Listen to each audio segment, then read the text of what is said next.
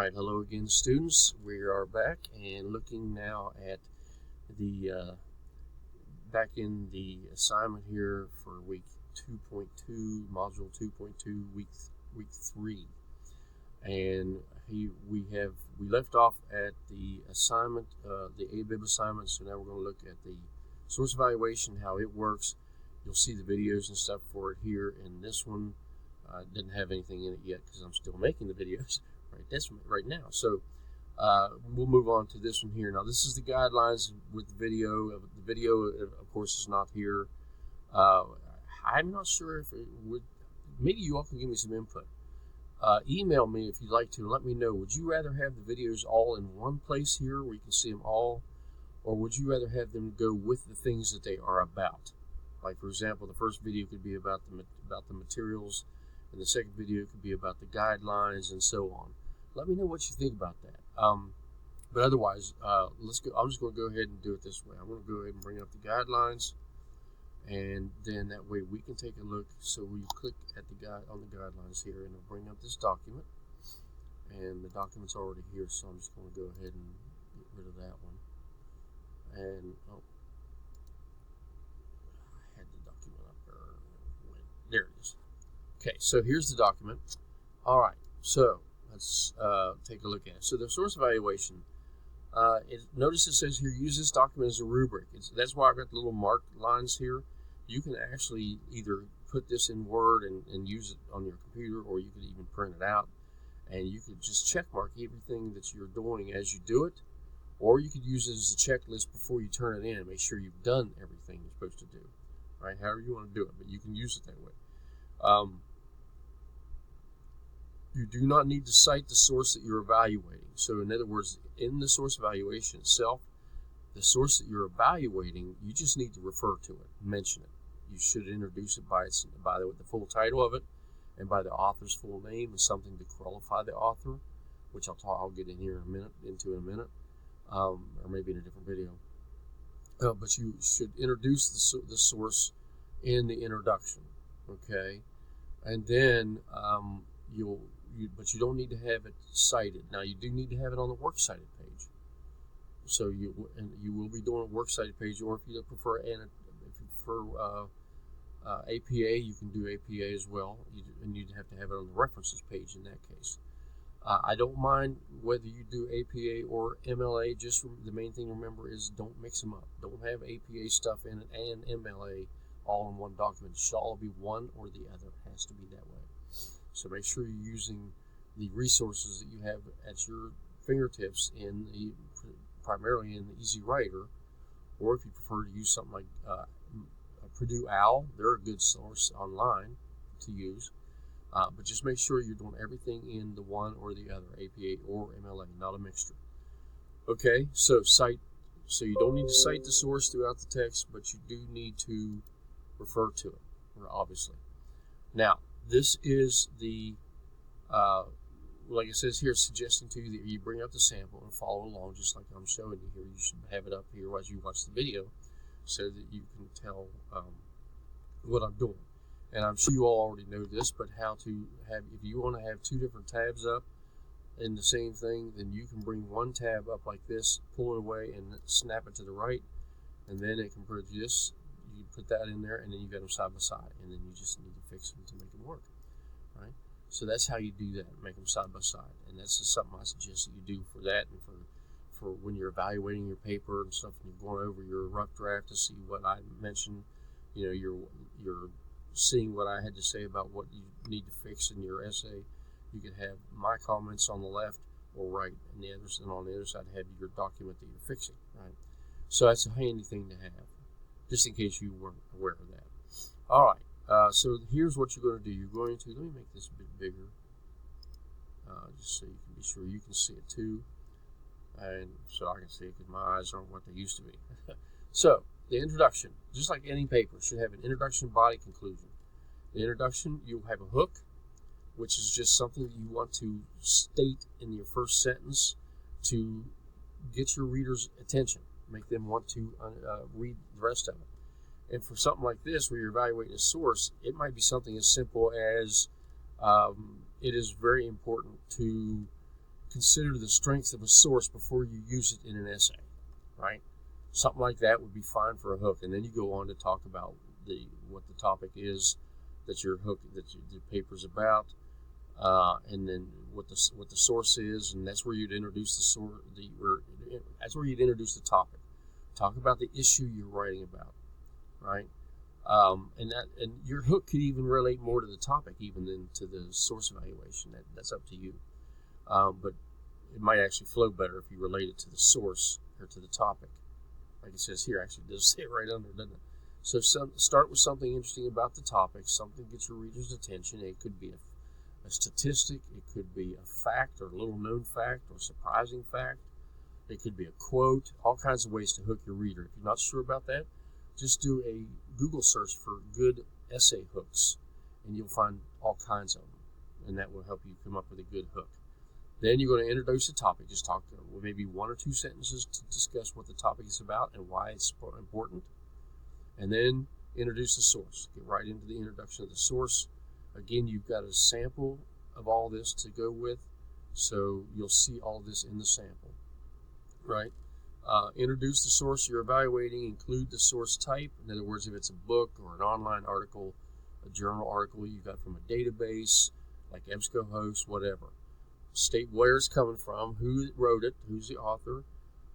Give a title of the source itself, obviously the full title, and it should be in proper formatting. So it should be like if it's an article from let's say it's an article from a journal, then or from a magazine. Let's say it that way. If it's an article from a magazine, in other words, it's a smaller part of a whole, you put it in quotation marks.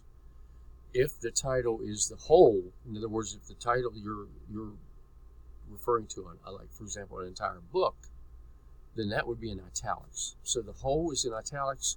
The smaller part of the whole is in quotation marks. Okay, and anything else that you feel is relevant, and then you end with your thesis statement. Now, there's information about how to do a thesis statement that you can see as well. Thesis statement, though, for this is going to be very simple, and it's illustrated for you already in the sample. So just use the sample for that. Okay, the body, you're going to discuss the 2 or 3 criteria and how the source meets them or fails to meet them. That criteria is things like, there should be information provided for you for that, but source criteria, everybody in the chat, in the JAC, well, no, the JAC actually doesn't have a chapter on the source evaluation. So that would be something you might look up in Google, or I'll see if I can find something and provide it here in the way of a handout or something for you to look at.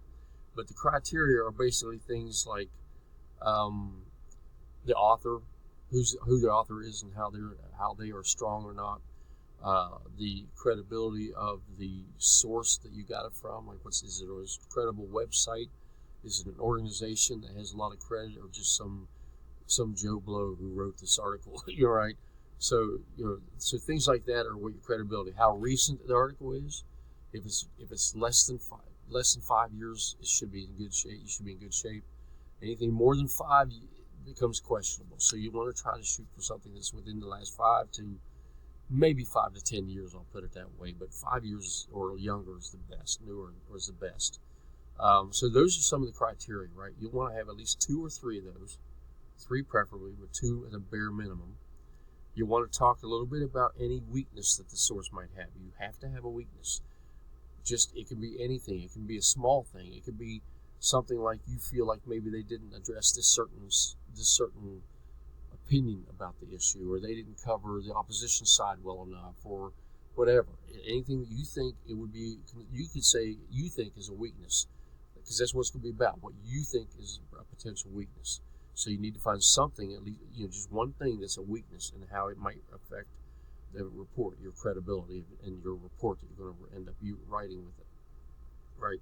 And if you can go either way with this. You can write this about a source that you've decided to keep and why you really like it and why it's great. Or if you've decided against a source, you can write this paper based on why the source was no good and you rejected it. So you can do that either way, okay? But talk about the weakness. Obviously, the weaknesses would be there'd be more weaknesses if you decided to reject it, right? Or there'd be a weakness that's so bad it's not tolerable. You think it would affect your audience's perception of it too much. End with a statement of what a good source in general will do for a report. In other words, for any report, why was it important? Why is it important to have a good, strong source? And then end with your last sentence will be just to describe how your source will help or hinder your own specific ethos or credibility. So in other words, how is it going to strengthen or harm your credibility as the writer of your eventual report that you're going to use it in? And then finally, you'll have your conclusion where you're going to remind your reader of how your source did or did not meet your criteria. You're going to talk a little bit about why it's important to make sure your sources are solid and why you have to have a solid source.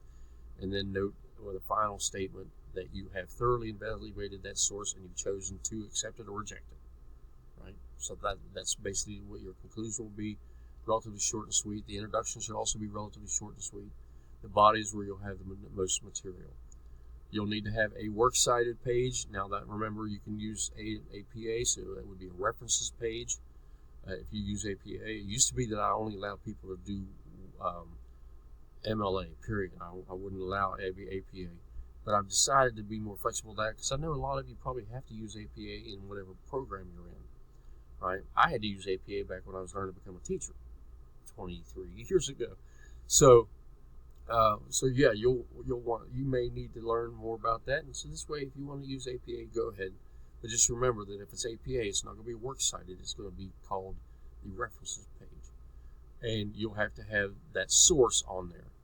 Now, like it says here, it's not a requirement, but if you happen to use a secondary source, in other words, a source other than the one you're evaluating to help you evaluate it in some way, then you would need to cite that source as well and put it on the works cited or references page. You don't have to have that, but if you do, obviously that can strengthen the ethos of your source evaluation.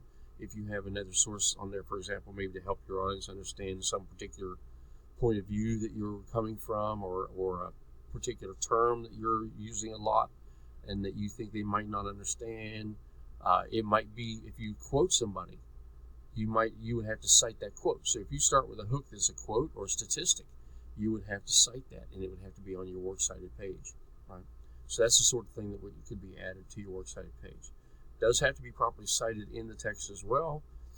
If you're not sure about you're going to have a lot of information from me later on how to do in-text citations with MLA specifically, and perhaps some APA as well.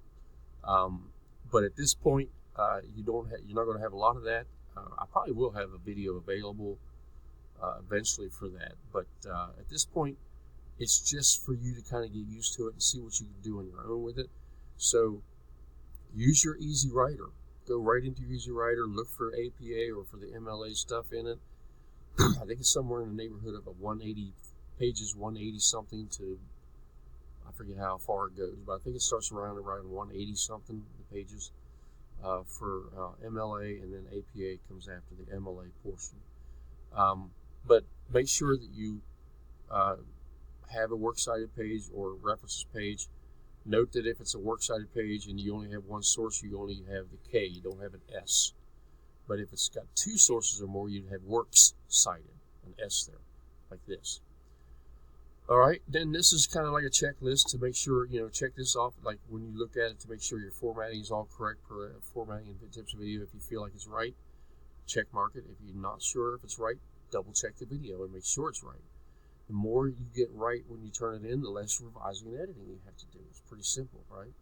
So check that formatting and tips video again if you need to make sure your formatting is correct, your general formatting. And then also check your SGUM. Now, SGUM is just an acronym that I use that stands for spelling, grammar, usage, mechanics. I really could just get away with saying gum because spelling is kind of part of grammar. But anyway, that's an older way of referring to it.